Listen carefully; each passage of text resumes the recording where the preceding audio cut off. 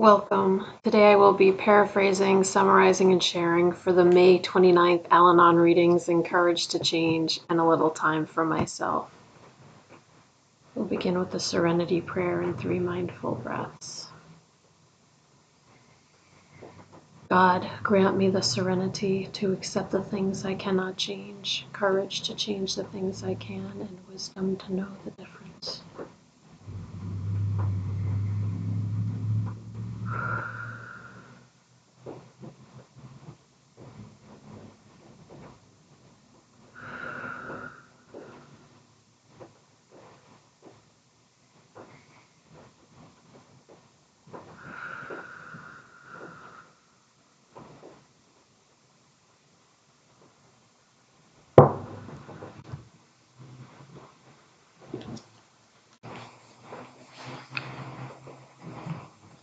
Today is May 22nd, on the day that I am recording this, and it is about 45 degrees outside. No joke.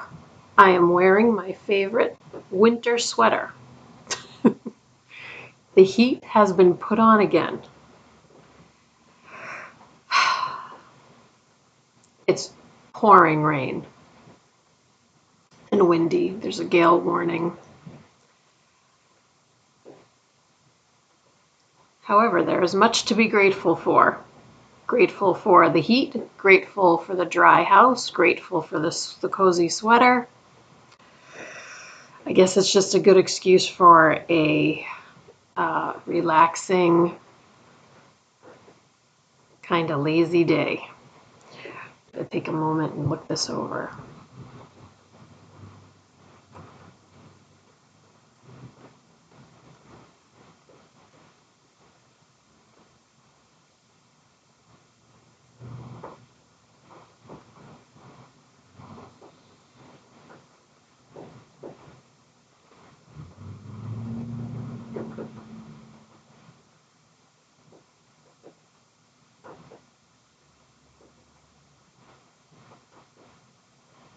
The question is, how can I become more patient with my progress? And the passage talks about this person describing that they can't make their recovery go any faster. They understand that whatever their higher power's will for them is what will be. And they believe that when they're willing and able, they will be ready. Today's reminder: if we're feeling impatient with our progress, we can remember the slogan, easy does it. We don't need to force solutions. We'll be ready when the time is right. And the quote is from Courage to Change. We can plant a seed in fertile soil, but we can't force the seed to sprout.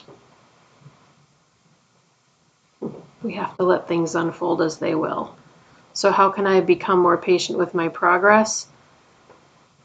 I like the reminder of easy does it, and the reminder that things will happen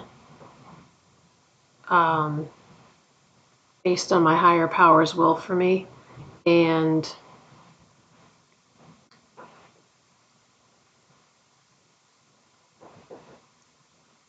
all I can do is what's in my control, which is continue to go to meetings,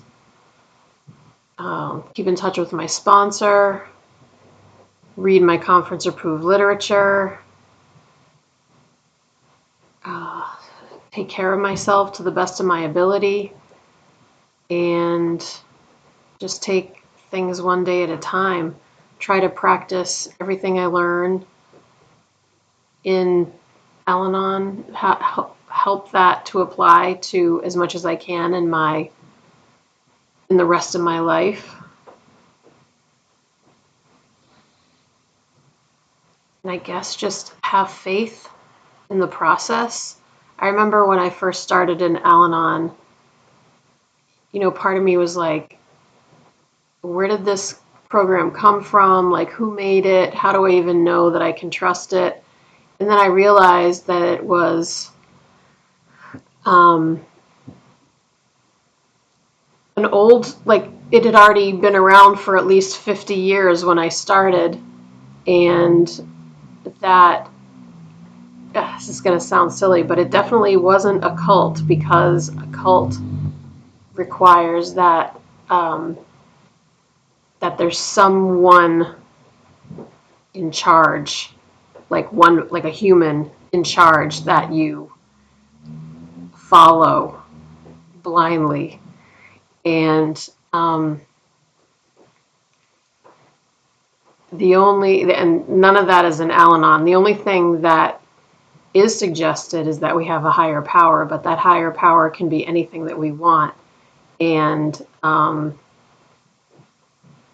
it's a very gentle, accepting, forgiving program and process. And so I understand that I'll most likely be involved in Al-Anon for the rest of my life, and that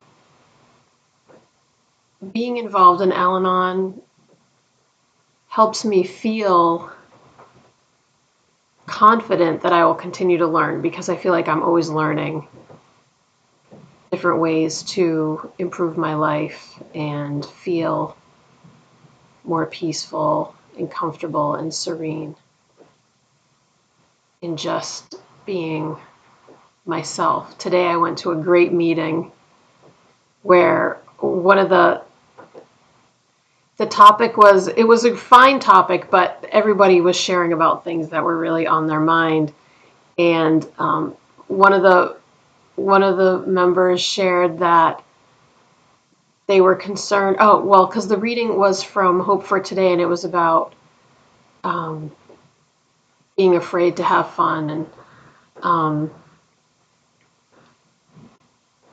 the person said that they find that their idea of fun is usually different from the people around them. Like, what they find fun, other people around them don't find fun. And I guess that's,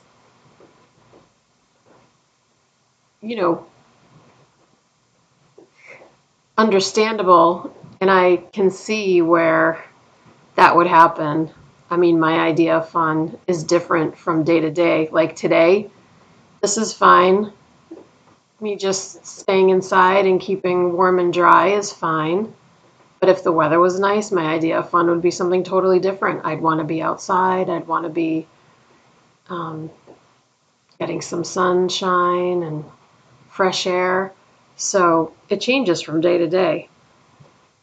So just be patient with the progress, patient with the process, and therefore patient with the progress.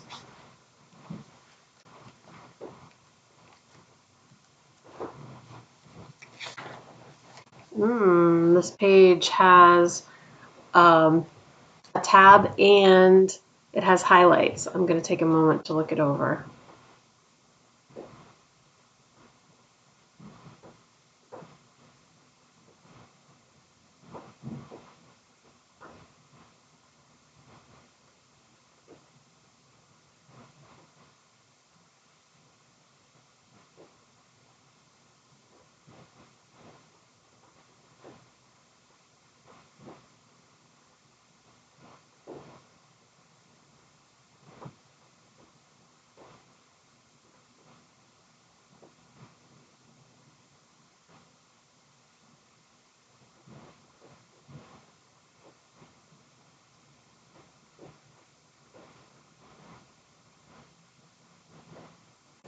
This is about managing worry and fear.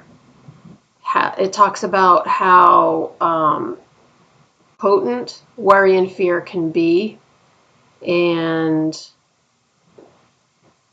it notes that most worry focuses on the future. So if we can stay in the present we can avoid a lot of fear. It said that trying to anticipate problems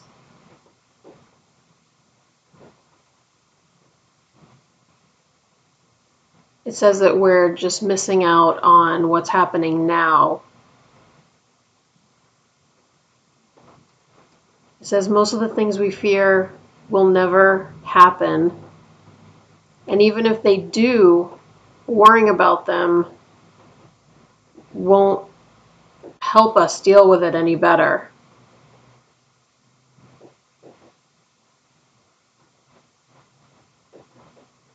But it says it helps us to take appropriate action in any situation when we work our program, because we grow in faith, self-esteem, and trust in our higher power. Today's reminder: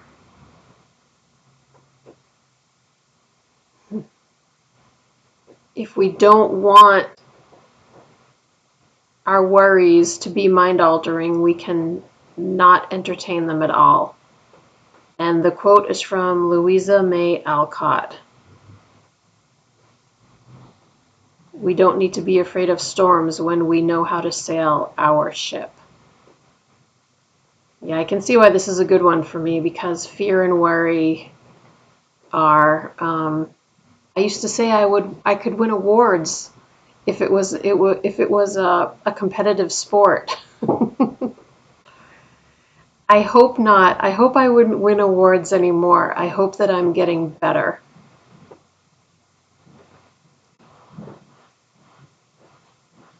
But all of this makes perfect sense, and I can see why. The parts that I highlighted, it talks about staying in the present, how staying in the present keeps us from worry and fear. And we can choose to just not do it, to not worry, to not let fear take over our minds. And that is wonderful advice. And it's all about staying in the present. That's what this is saying. All about being where we are, exactly where we are.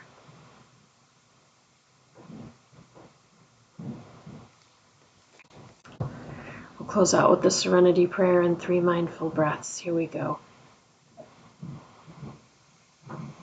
God, grant me the serenity to accept the things I cannot change, courage to change the things I can, and wisdom to know the difference.